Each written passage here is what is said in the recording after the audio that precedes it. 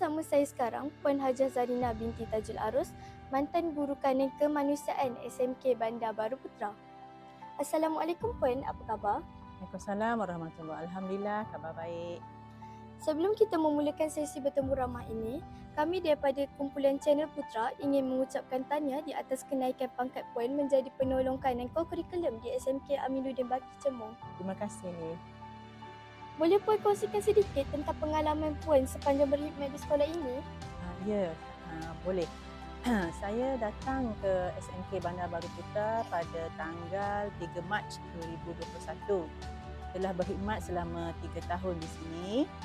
Tarikh akhir saya di sini esok, iaitu 27 Mac 2021. 27 Mac 2025, sorry.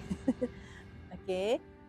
Sepanjang saya berada di sini, saya seronok bekerja di sini dan saya telah mengenali barisan guru yang hebat, yang rajin dan dalam menjalankan tugas, berkhidmat dengan penuh dedikasi, mengajar dalam kelas, dan juga saya juga lihat sekolah Bandar Baru Putra ini mempunyai aura yang digemari oleh masyarakat sekitar, yang mana SMK Bandar Baru Putra ini menyediakan peluang kepada murid-muridnya untuk menonjolkan diri, menonjolkan bakat mereka.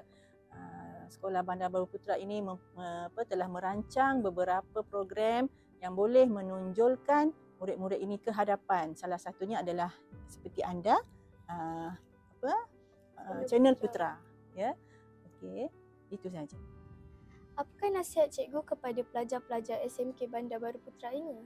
Saya nasihatkan agar pelajar sekolah ini menjaga nama baik sekolah, berdisiplin sentiasa, dan buatlah sesuatu yang boleh mengharumkan nama sekolah.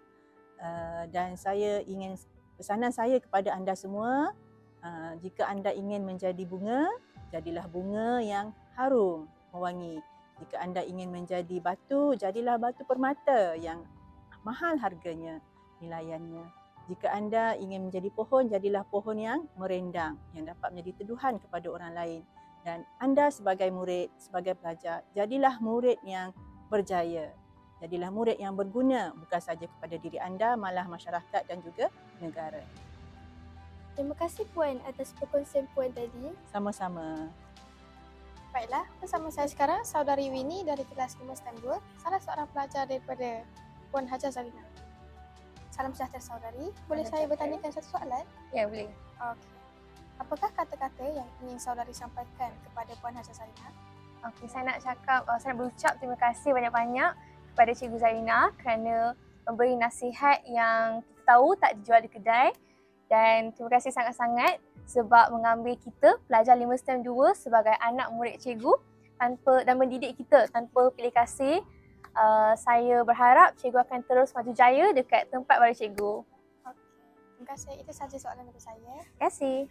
Sekian sahaja dari kami. Saya Ainul Husna Dan saya Batrisya Reza melaporkan Channel Putra SMK Bandar Baru Putra.